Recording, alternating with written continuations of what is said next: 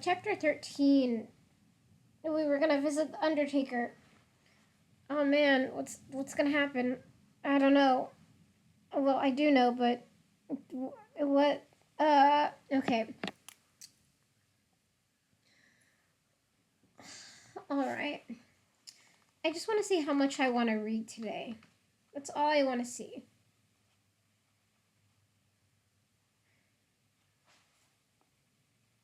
Because it looks like I'm almost halfway done with the book. Almost halfway. So I just want to see how much I can read. And I might read, depending on when I stop hanging out with Junior, when exactly I want to stop.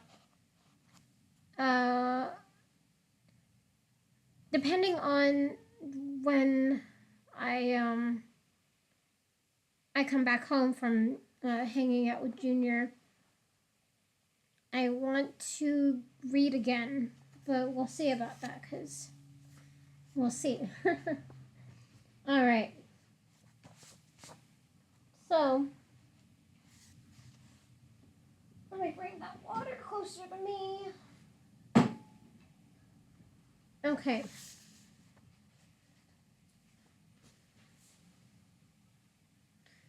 So, Chapter 13, The Undertaker. We have an appointment. Though May was still piled under the clothes, she could tell they'd come into a dark hallway.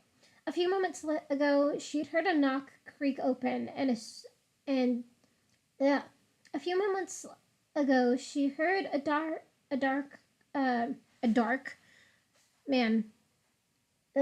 Okay. A few moments ago, she'd heard a door creak open and slam shut, and then she felt a cool air blowing on her sweaty face. Now she could just make out the legs of a desk, and then a pair of feet hovering before her. Right this way. May was jostled along, and then they came to another stop. You'll be called in shortly. Pilates outside my door.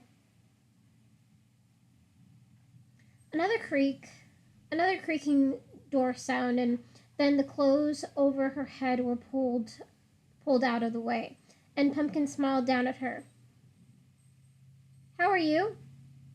Okay, I guess. You can come out, my dear, Arista said. May climbed out of the basket and looked around. They were in a pitch-black room.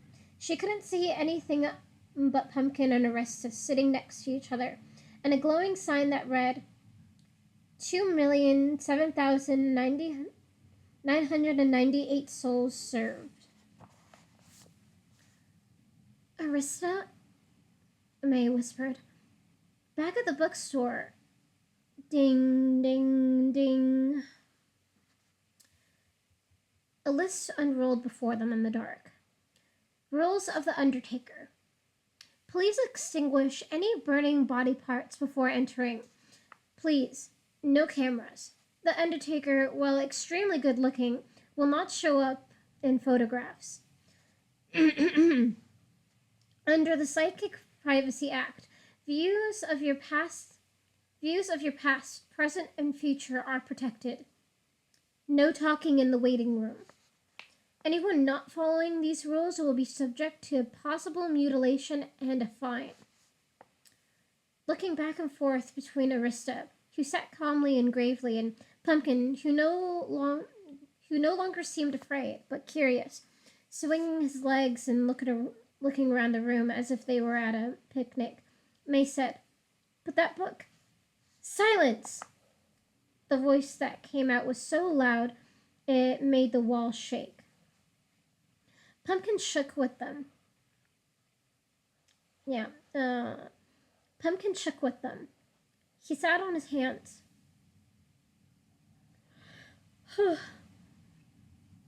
They all stared at one another.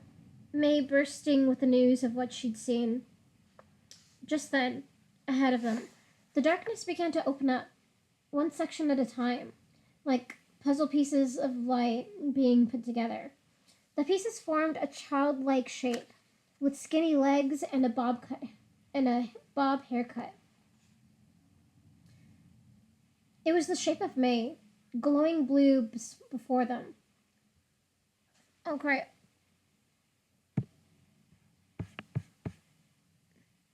We shall see. What were you referring to? Sorry, I didn't see your message.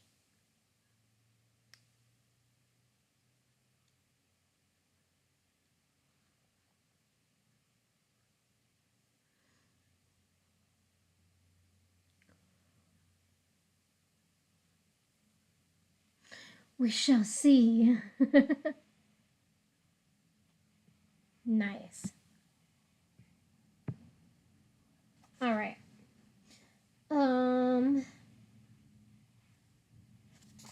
Well, I guess. Well, I won't be able to hear the.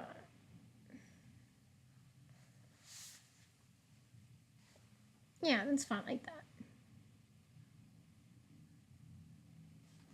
All right.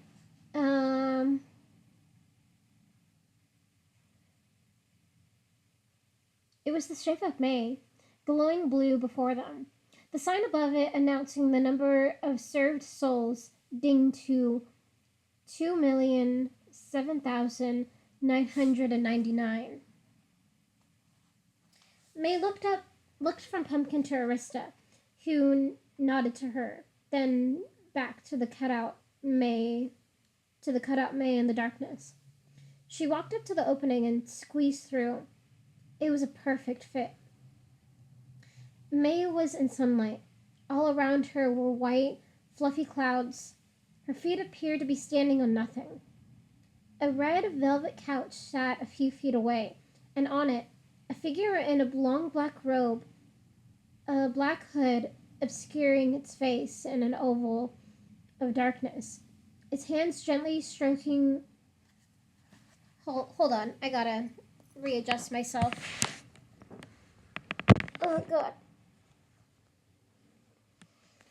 Okay.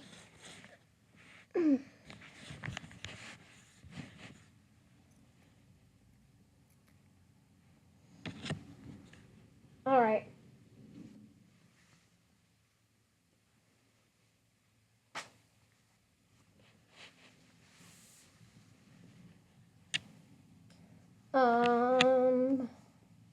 Where was I? I was somewhere. Hold on. There we go.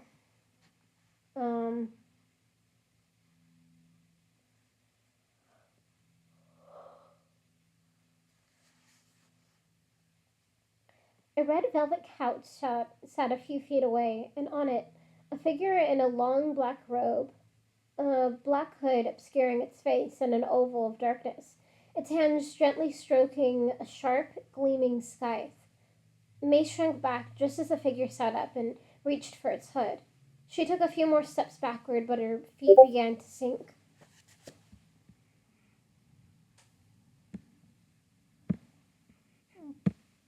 Uh, uh, cool.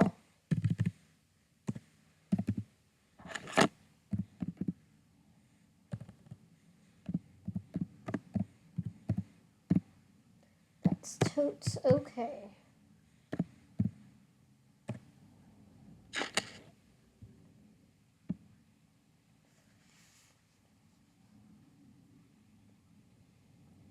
Uh,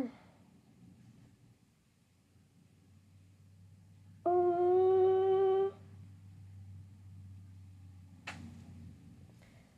uh, she took a few more steps backward, but her feet began to sink into the clouds beneath her, and she moved forward again. The hood fell back, revealing a beautiful woman with long, glossy black hair, alabaster skin, and ruby red lips. She smiled at May as she splayed her feet out in front of her and filed her nails long against her scythe. There were wings on her ankles. The woman squinted. The woman squinted for a moment. You're alive. May nodded. What's your name? The woman arched her perfect black eyebrows and a question mark. Maybird, ma'am. Born in Brewery Swamp. Maybird, Maybird. The woman put her manicured pointy finger to her chin and tapped it thoughtfully. Her fingernails were decorated with tiny painted earthworms. She'd laid down her scythe, pulled a tiny black book out of her cloak, and flipped through it.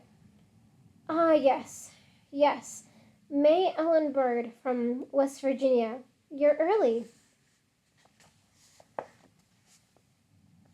May swallowed.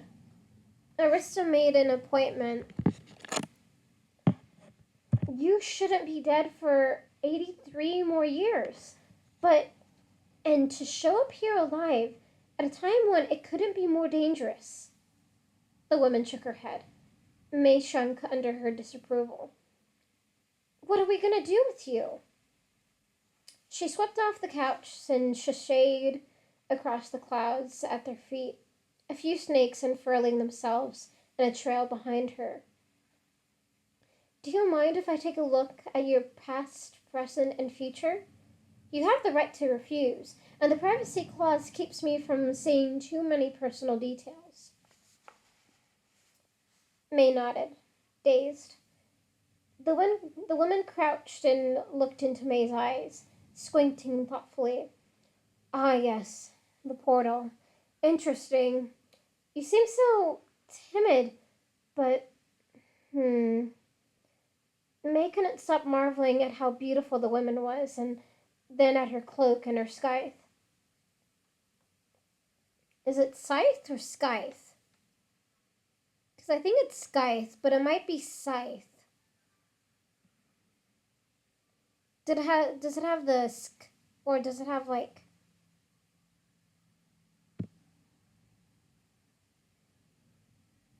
I'm pretty sure either way is cool. But I think it's scythe. Scythe. Oh, okay. That's dumb. Why does it have the C in there then? I guess that's silent, huh? But scythe sounds cooler, man.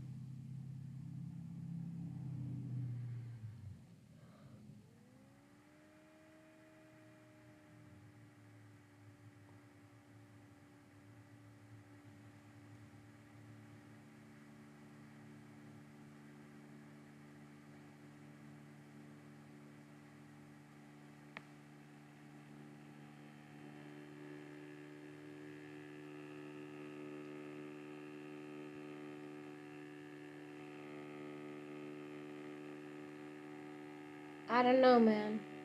That's just weird. Well, if it's scythe, I'll pronounce it scythe, but it sounds cooler as scythe. Alright. The Undertaker smiled at her obvious curiosity. Are you the Grim Reaper? May asked boldly, surprising herself. And I already saw that you're exceptionally curious, which helps to feed your exceptional imagination. I see that very well. She pulled back and shook her head a little. Grim Reaper is what live ones call me sometimes. The living can be so dramatic. I much prefer Undertaker. May shrank back. But Grim Reapers, you kill people. No. Most people get that wrong. We Undertakers are actually psychopomps. Yeah, that's what it says. Let me spell it out for you. I don't know if you know this. Psychopomps.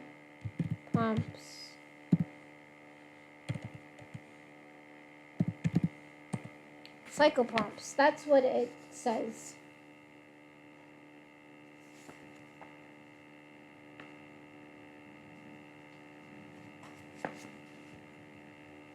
See you writing down something.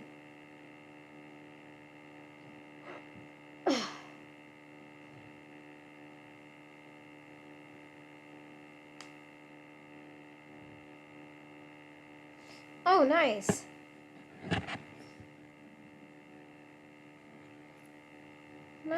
Nice. I'm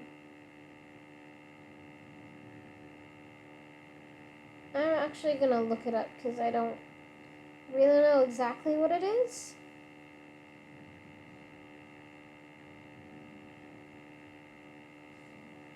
Oh, okay, I got it. So, it's literally creatures, spirits, angels, or deities in many religions whose responsibility is to escort newly deceased souls from Earth to the afterlife. Their role is not to judge the deceased, but simply to guide them. Ah, okay. Oh, and it talks about, she's gonna explain it too. Okay. May looked at her blankly. The Undertaker didn't look like a psycho, but May suddenly felt too shy to say it. A guide. I just help people find out when they're dead. When things like finding the right house and the right place to haunt, getting a job. The Undertaker waggled her hands casually. Actually, there are several of us, all siblings. We're very powerful, you know, very unique. All the Undertakers are, and very speedy. We have so many dead coming in that we have to be. She indicated the wings on her heels. But I'm probably the best looking, don't you agree? Yes. The Undertaker nodded, satisfied. Uh, we're here to help. The Ever After can be a dangerous place, especially nowadays, and especially for you, my dear. Even more than most live ones, I'd say.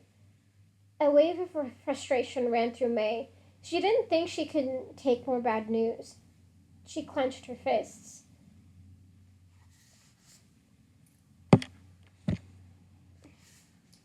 Uh, where was it?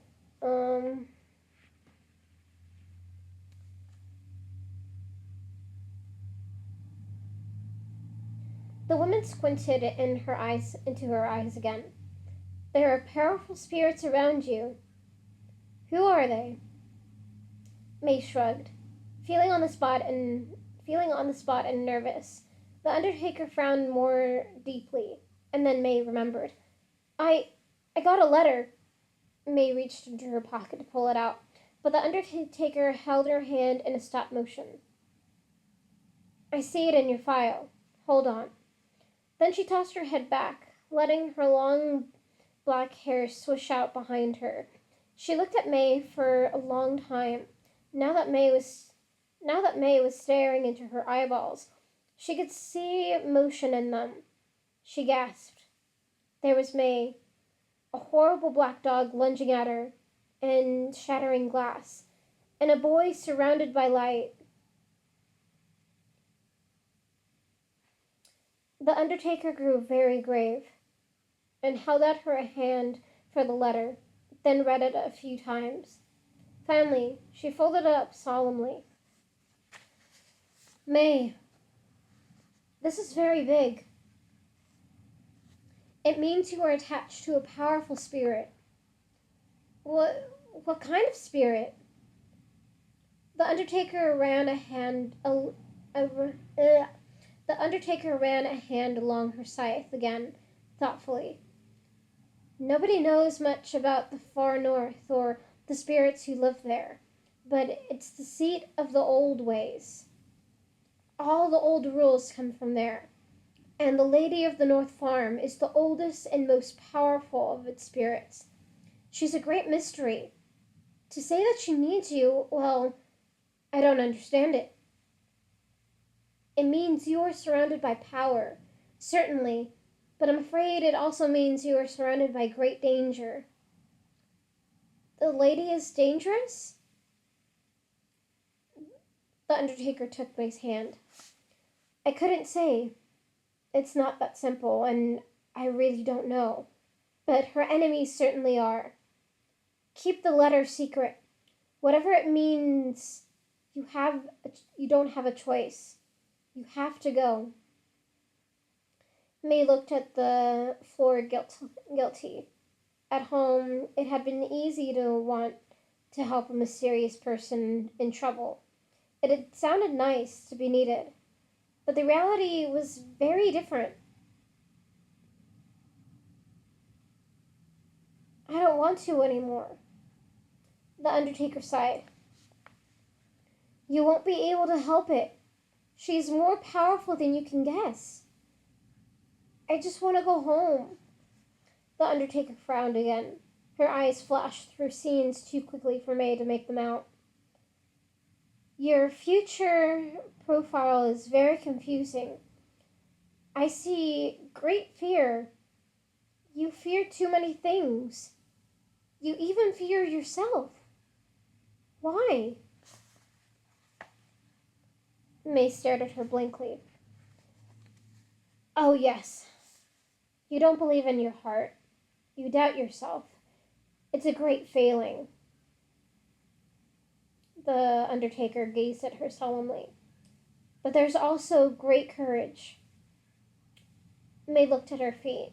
She was the least courageous person she knew. Maybe I can help the lady from home? Maybe I can be courageous there. The Undertaker sighed. No live one has ever left the Ever After. Arista said I came through a portal. I can go back through. May crossed her arms. The Undertaker smiled indulgently, then tucked one hand into the neck of her cloak and pulled out a necklace with an earth-shaped pendant. It was divided into 4 corners. There is one portal in each corner of your globe that connects to each one of the corners of our realm. There is one in a hot spring in Japan, in the ocean near Bermuda, one in Europe, and one in the mountains in West Virginia. May nodded. The portals have been there since ancient times, created by the natural order of things for the spirits of the dead to pass through, you see? And they only go one way. The Undertaker looked at May for emphasis here.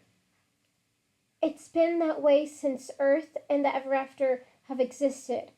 Now, in the old days, others occasionally slipped through, live ones like you. But things have changed since then.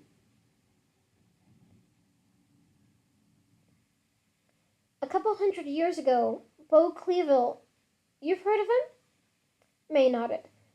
He decided that live ones were dangerous. Some say he did so after reading the book. The book?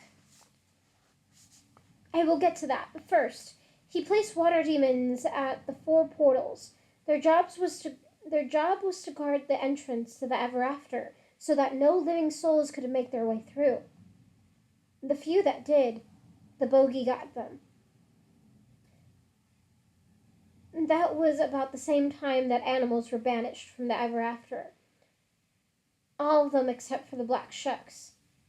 Those that were found afterward were sent to the animal realm, except for cats, of course. May swallowed. What happened to cats? Oh, Bo Cleaville hates cats. All the cats were destroyed. May thought of Somber Kitty and how she'd sent him away from the lake. Maybe it had been the right thing to do. She didn't want to think about what the water demon would have done to him. much less Bo Cleaville. Are you paying attention, dear? The point is, water demons get very mischievous. Sometimes they snatch people just to play for a while, and then they eat them. May gulped. The Undertaker patted her hand. I don't blame you for getting caught. The water demons may have been killing people for years. Your town was no doubt lost. Your town has no doubt lost many to the lake. And of course, you must have a lot of spectral traffic coming through your home on account of the portal. But that's beside the point. The demons are very beautiful and very crafty. They entice their victims. They're good at it. So, May cleared her throat. So the lake in Bury Swamp is a portal, and the water demon pulled me in? Yes. But I lived. Somebody must have helped you.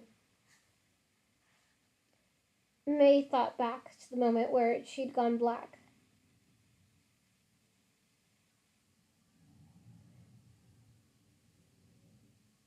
Pumpkin, she said quietly. The Undertaker shrugged.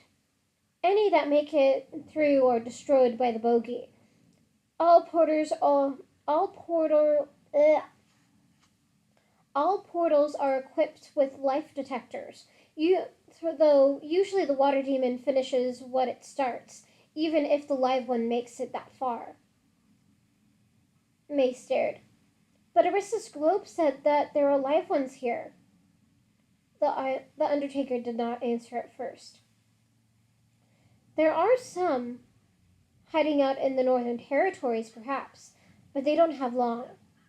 Bo Cleaville's power is growing. Most spirits don't know it yet, but they suspect it. They feel it. Even your Arista feels it. Arista said there's nothing that can be done. The Undertaker frowned. Arista is a very intelligent spirit. If that is his attitude, then we are certainly in bad shape. May felt the tears trembling. But I've got to get home. My mom. The Undertaker patted May's hands gently. I know. She pulled May onto the couch. There is one possibility. I was just getting to it. May sat up. What? Well, I don't recommend going against the lady's will, but if you feel you must. The Undertaker seemed unsure whether to continue and tapped one earthworm-beckoned fingernail against her blood-red lip before continuing. The Book of the Dead lies in a vault in the city of Ether, in the Eternal Edifice. It was written by the spirits of the North, in the North. In fact, many believe the spirits of the North also built the edifice, which is very old. The book holds the answers to all questions for both the living and the dead. It can tell you much more than I can. Do you think it'll tell me how to get home? If there's anything that would, it would be that book. But, May, you must beware. You may notice spirits can twist themselves to drift through small spaces, cracks and such.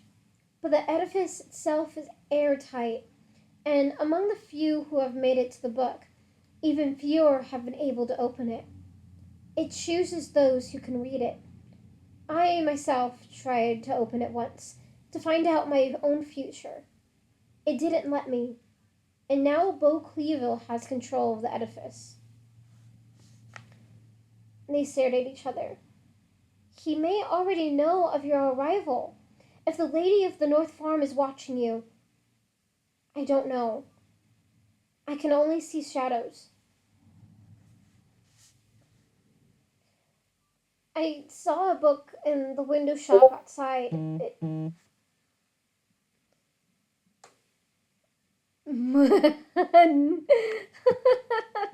More like Bo Dweebo. Nice. Very nice. My goofy boyfriend.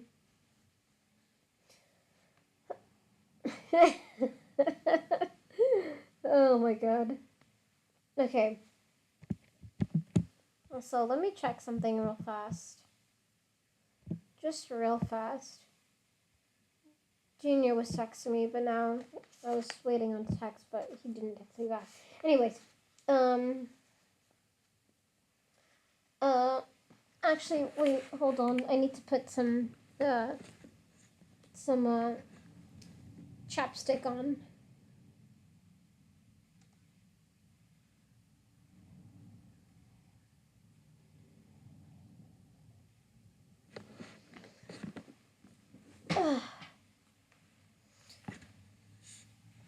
Chandler,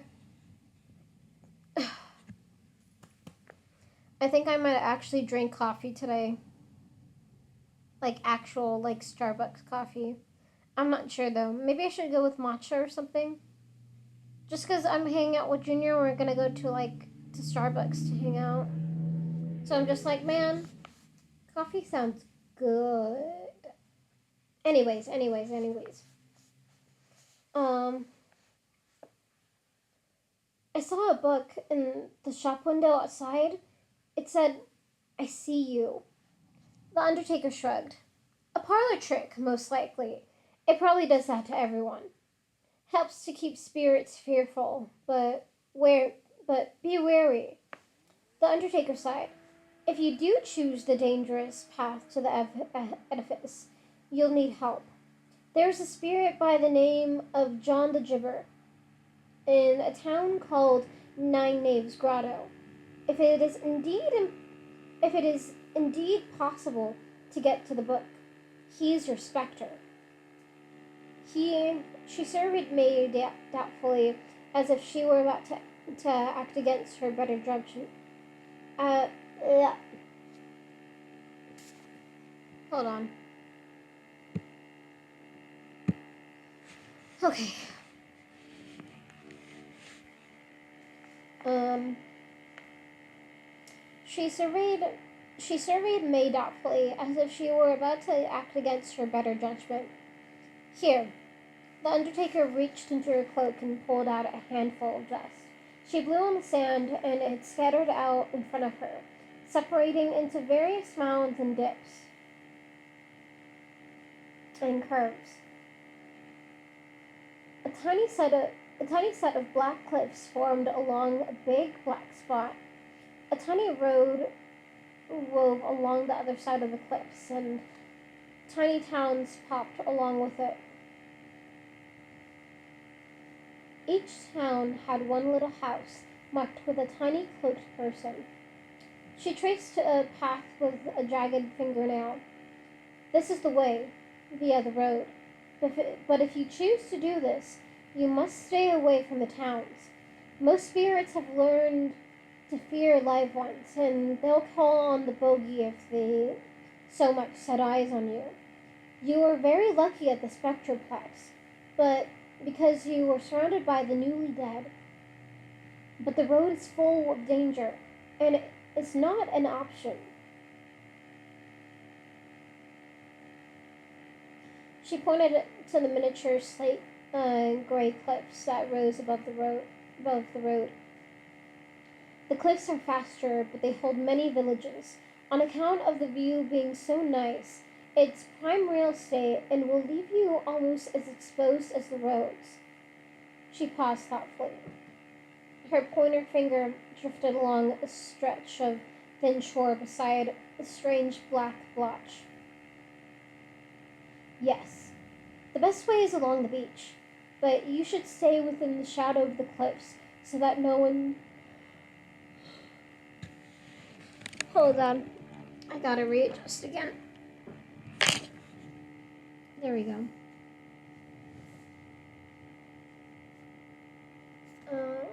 Yeah, I'm readjusted. There we go. Where was I at? Where was I? Sorry, I'm getting sleepy. Like, how much? Oh. I was like, how much more of this goddamn chapter? And I'm just like, I have 3 more pages. Okay.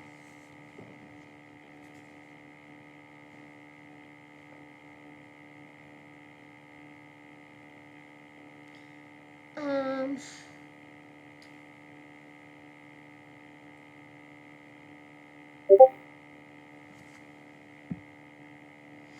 It's very realistic.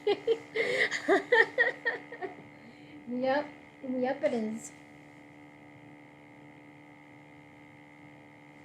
Alright.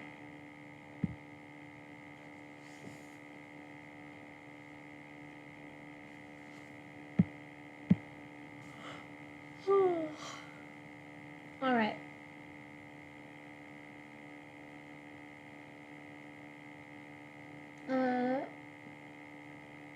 She paused thoughtfully. Her pointy finger drifted along a stretch of thin shore beside a strange black blotch. Yes, the best way is along the beach, but you should stay within the shadow of the cliffs so that no one will see you from above. The cliffs are filled with caves, the catacombs, and some of those will lead you to the grotto as well. But do not be tempted into taking them. Avoid them at all costs. Well, why?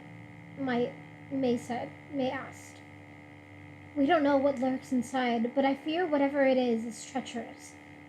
I haven't found an undertaker yet who is willing to investigate. Okay. There we go. Oh man, I'm tired. Sorry, I'm tired. But man, I would definitely read this all day if I could, and if I wasn't so tired. Okay.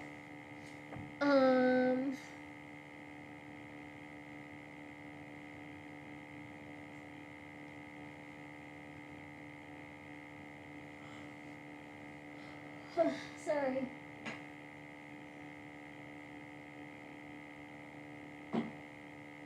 All right.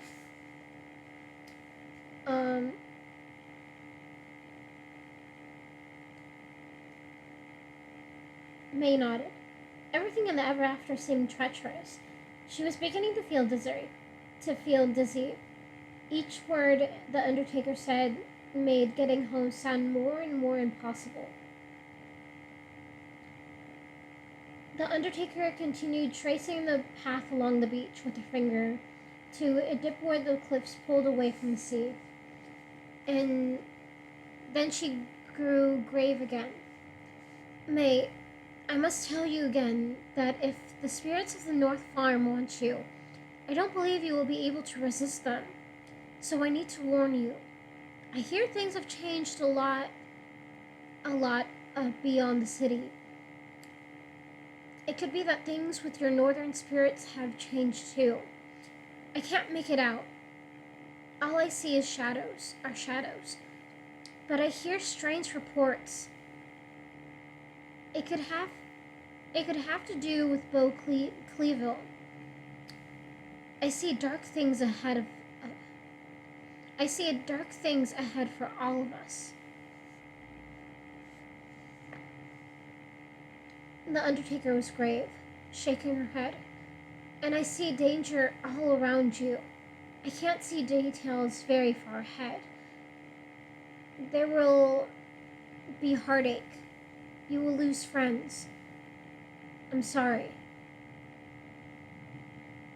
But I don't have any friends, May whispered, ashamed. You have more than you think.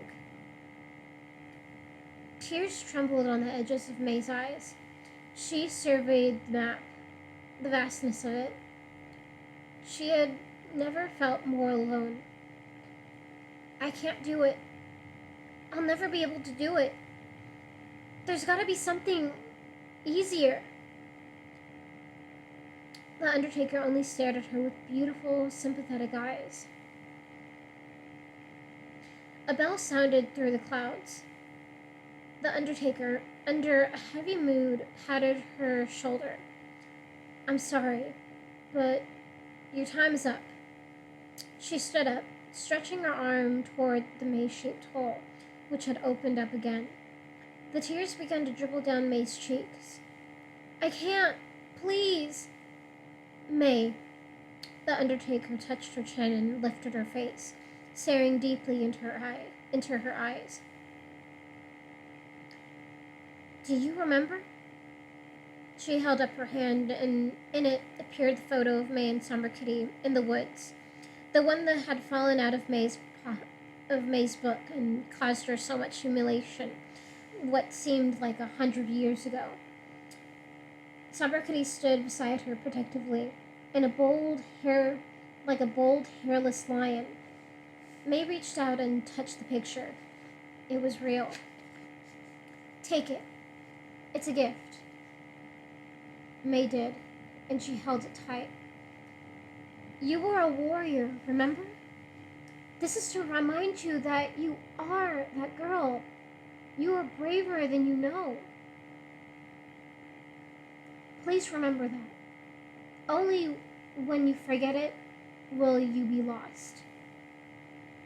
May nodded her head decidedly as the Undertaker leaned down and kissed her on the cheek, then pulled the hood back over her face. Her face disappeared into the darkness, and then May was standing all alone. And that's the end of the fucking chapter. Oh man, what's gonna happen? I don't know.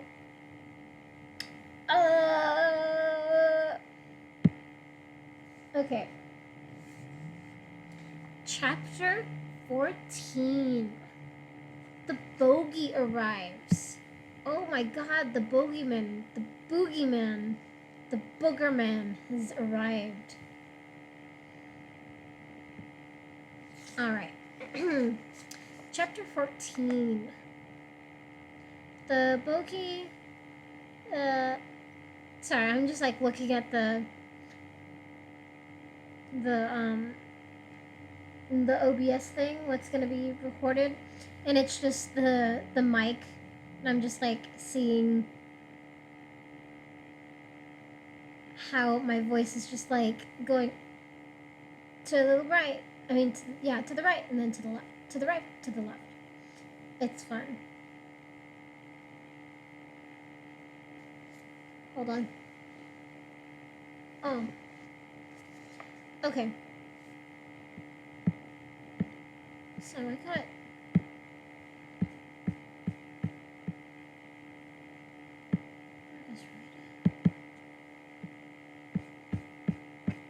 Oh, sorry, this is another channel that... Oh, shit. Okay, there we go. Sorry, I was just looking at something.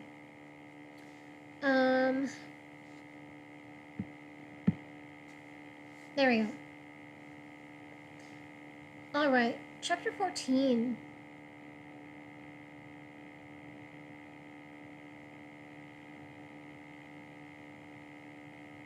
Sorry, I just thought I heard my dog. No, I didn't hear my dog. Okay. Anyways, chapter 14. The bogey arrives. May followed the exit signs into a dark alley, where Pumpkin and Arista were waiting with the laundry basket. May couldn't look Pumpkin in the eye, now that she knew he'd saved her, and she'd been so mean to him. She hunched her shoulders as she passed him, and crawled inside the basket. Oh, hold on. Someone's knocking at the door. Let me see who it is. I'll be right back.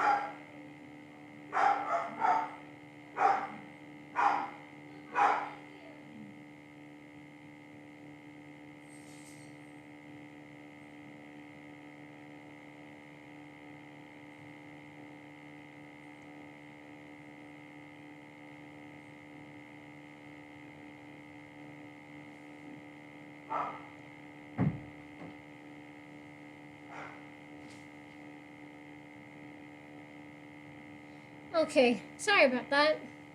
A woman was knocking on my door, and she said that she saw some dogs outside, like running around in the street, and she thought maybe they were mine, but no, all my dogs are inside. Hopefully, those dogs are okay. Yeah, hopefully they're okay.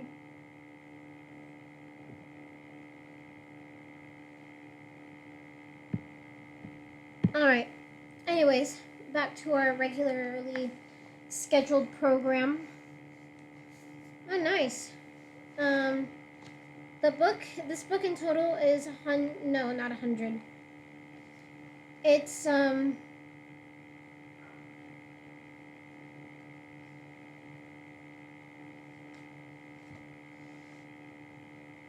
317 pages, and we're at 125. So we're like almost halfway done with the book. Well, almost halfway, not almost done with the book. anyways.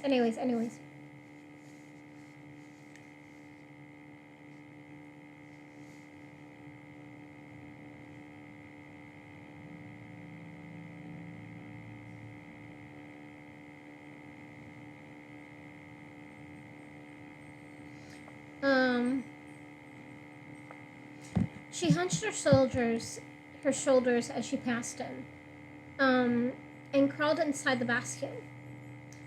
What did the Undertaker say? Arista asked. I have to go to the city of Ether. Oh.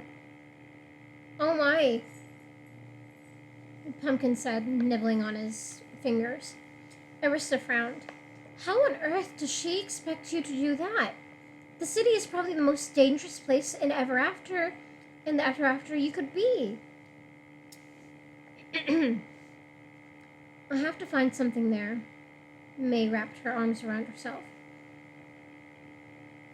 What in heaven's name could be good enough to justify going to the city? The Book of the Dead. The Book of the Dead? Never heard of it.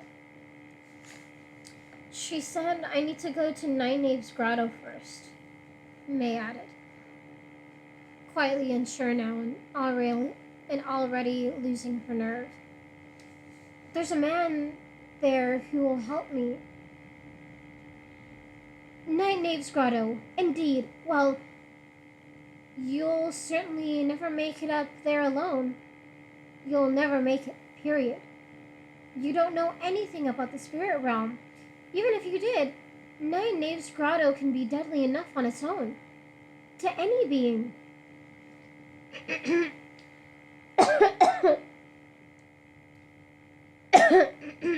Sorry about that.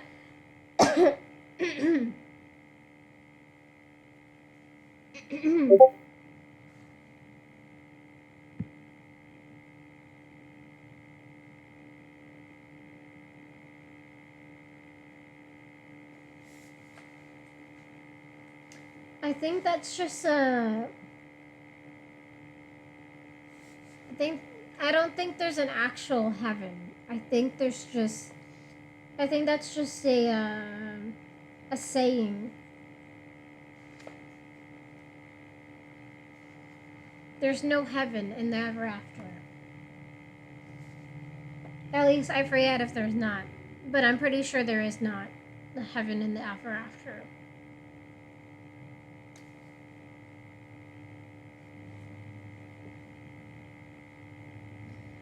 Okay. Anyways.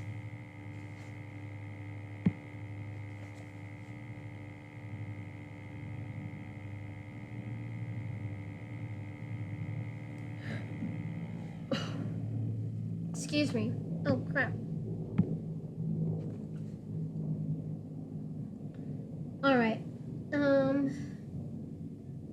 Arista and Pumpkin hoisted the basket up and moved down the alley.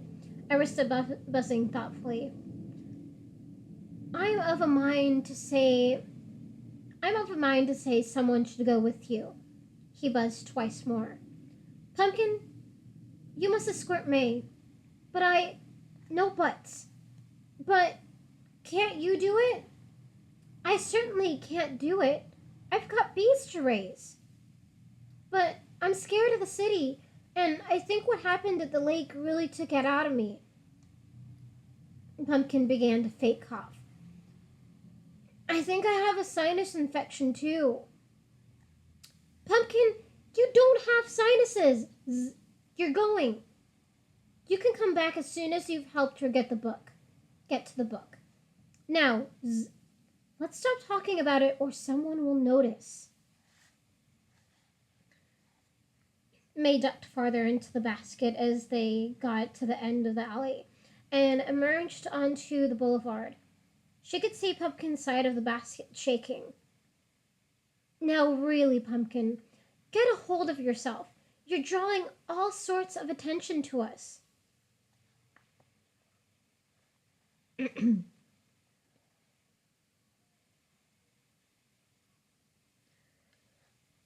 Pumpkin's hands continued to shake. Yes, sir. May could see through the cracks in the clothes as they were making their way through the town. Around them, on all sides, the spirits hustled and bustled. You there, horseman! Arista's voice called. They stopped and started moving in another direction, toward a waiting black carriage. May could just make out the wheels, and then... Watch where you're going, Pump! On her right, Pumpkin slammed into something hard. The basket went tumbling forward, and May went tumbling out of it, onto the street, landing on the ground with a thud. She quickly jumped up, looking around. In the square, you could have heard a pin drop. In every direction, all the spirits had come to a standstill. All eyes were squarely trained on one spot.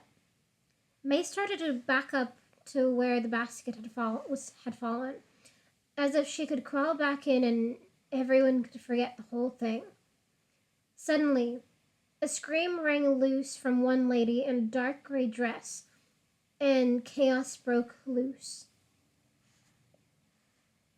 Spirits started screaming, moaning, groaning, screeching, and wailing. Everywhere they were knocking into one another, banging into carriages and walls, scurrying through the doors of buildings to hide, while others hung out of the windows above to see what all the ruckus was about. The awnings over the shop windows began slamming shut all over the place. The carriages peeled off and down the rock road, and one souvenir vendor lifted the whistle from around his neck and, meeting May's eyes, blew on it, then crawled under his booth. Oh, we'd better hurry, Arista said, grabbing the basket and zipping forward, then freezing in mid-air to turn back and look at May and Pumpkin. Well, what are you waiting for? Run! As May tried to keep up, Pumpkin and Arista zipped along in front of her, a trail of clothes spilling out behind them. Arista shoved the basket into Pumpkin's arms and fished through his pockets. I always keep one teletoken on me, just in case, he was saying. If I can just... There, he said, interrupting himself and motioning to the glowing blue box. He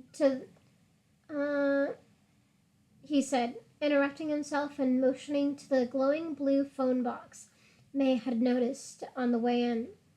They turned toward it now, Arista digging at himself frantically as he floated. They stopped just outside the booth. What are you looking for? Arista ignored her, but Pumpkin stuttered. Well, we can't make it home on foot. We have to teleport. But how do... May's voice caught right in her throat at the faint sound in the distance. She and Pumpkin looked at each other. Oh dear, it's the bogey. Of all the times to misplace it.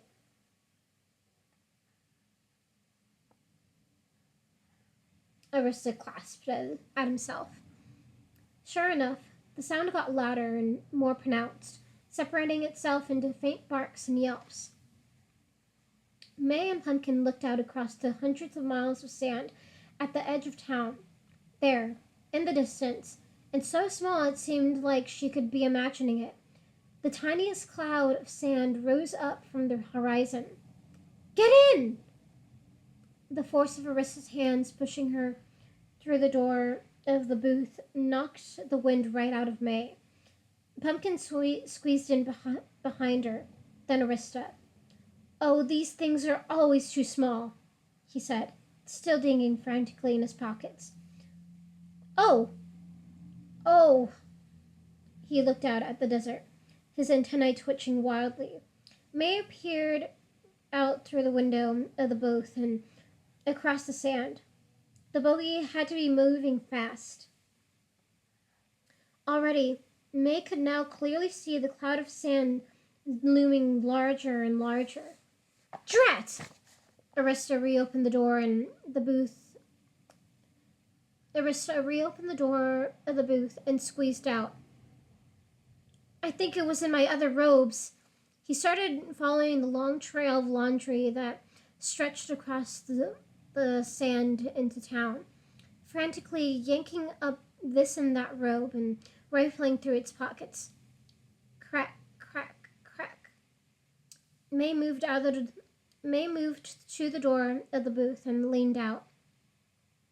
She could now clearly make out several dark spots on the horizon. Arista, hurry! May looked over her shoulder and watched him pick up another robe and then another and another. She looked through the door of the booth, leaning over Pumpkin, who had curled up into a ball.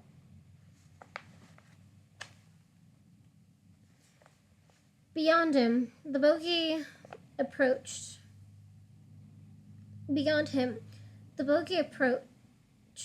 The specks had enlarged into dogs, though they were still probably a mile away. May could tell they were humongous, the size of horses, with red gleaming eyes and huge teeth dripping with drool. But somehow they weren't nearly as frightening as the figure riding on the sled behind them, cracking a long black whip. He wore a dark suit and a top hat. A fire of fear shot into May's stomach. Found it! Arista cried, floating back toward them, then freezing at the sensation of the bogey and his dogs. His antennae twitched wildly. Then he started moving again.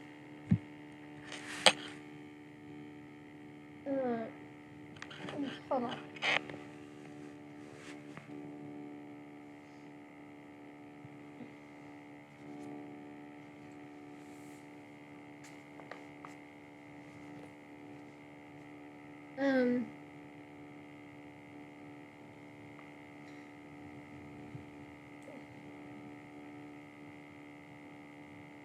Sorry.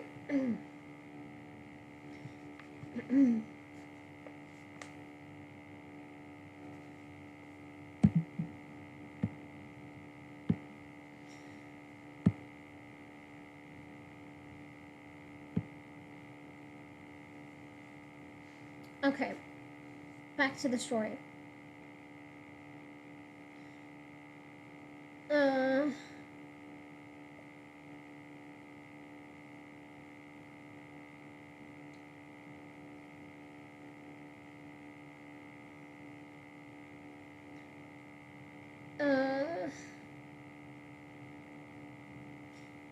But somehow they weren't nearly as frightening as the figure riding on the sled behind them, cracking a long black whip.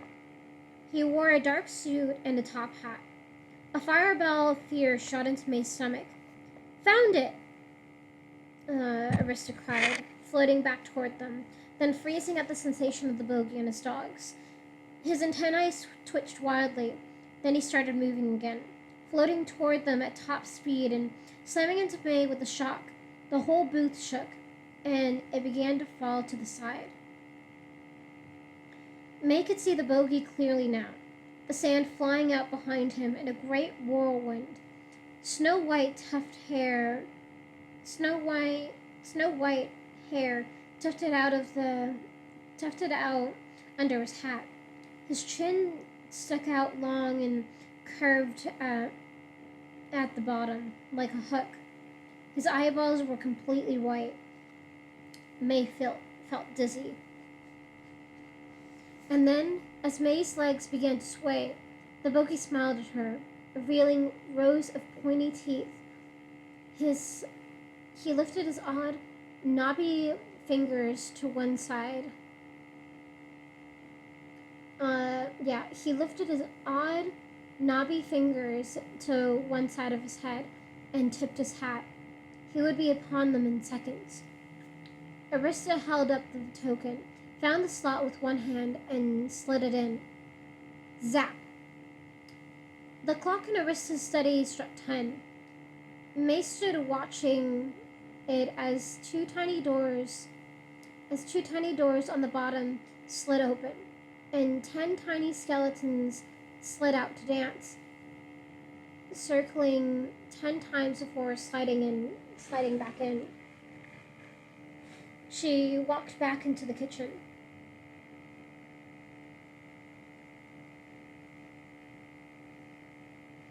Once they had arrived outside the house after teleporting, Arista had ushered them inside, saying,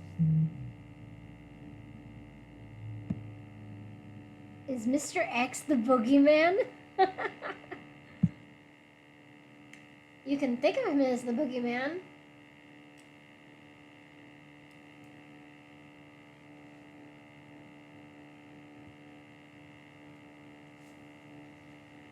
Anyways, oh my god.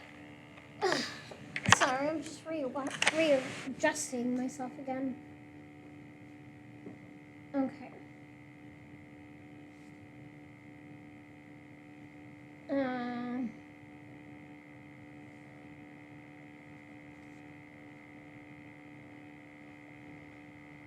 Where was I?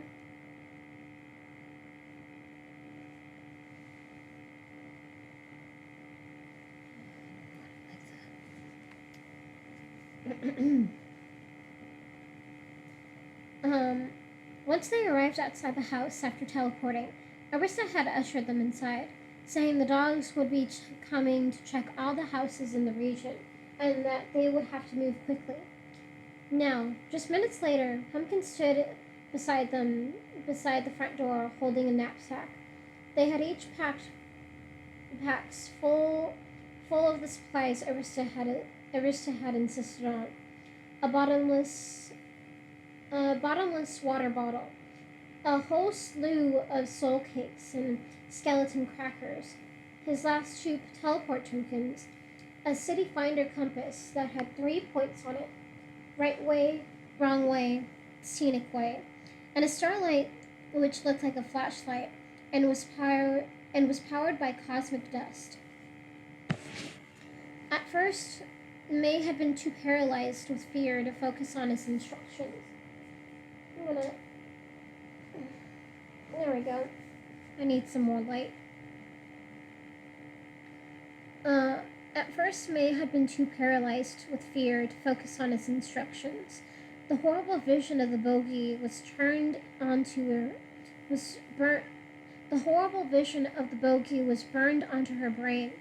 She still had to concentrate on keeping herself from swaying on her feet. "What about ghouls and goblins and stuff?" she had finally asked. Arista shrugged. "If ghouls see you, they'll eat your guts." This had sent Pumpkin into a shivering fit. Now he stood in the doorway, his fingernails jammed between his teeth. "Arista, the bogey..." May had wanted to say that she couldn't bear to go outside, when she knew he was out there somewhere too. We'll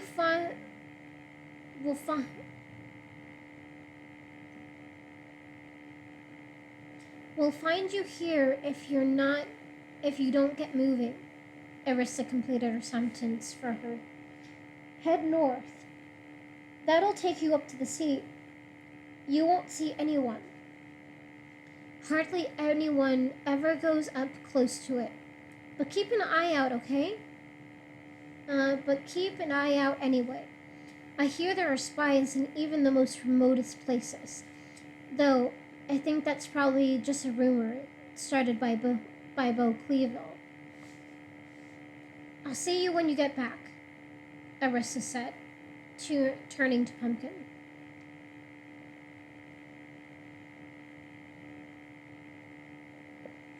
Hold on. Just gotta...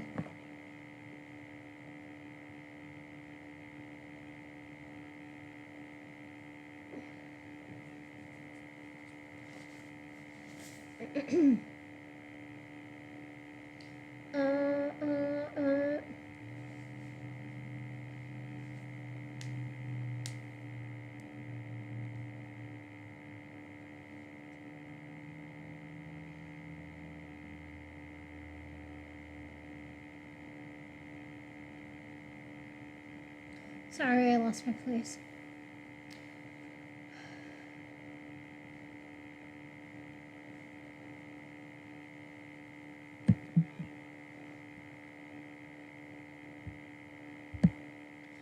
Alright.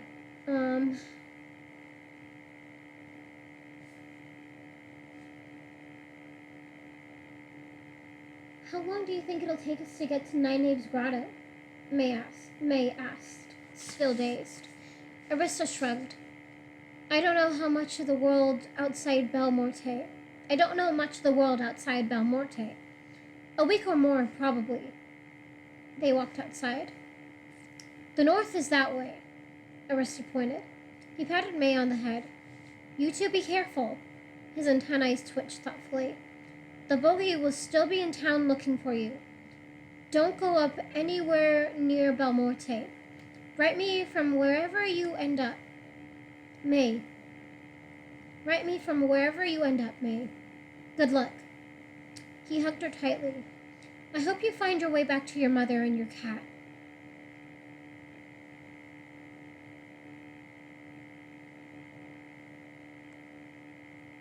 He peered in the direction of town once. Then he turned and hurried inside. May and Pumpkin looked at each other. May was trying to buck up her courage. She hefted her pack up higher onto her back, then looked in the direction they'd come from. Even Arista's little hive house seemed familiar and comforting compared to the path ahead. But then, they couldn't stay. She took a deep breath. Well, we'll never get anywhere if we don't move forward. They moved their way along the sand. A shiny, skinny, black-haired girl and a tall, gangly ghost with a pumpkin-shaped head, leaving one pair of footprints behind them. And that's the end of that chapter.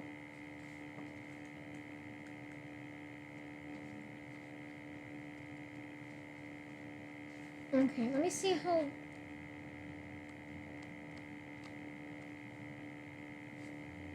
Do I want to keep reading? I think that's a good place to stop.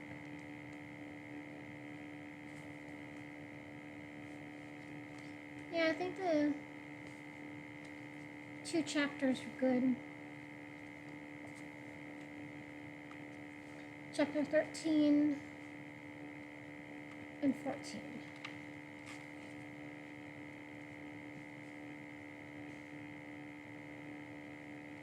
And I think that's a good place to take off because I still haven't... Well, okay. Let me stop recording. Thank you for listening. Bye-bye.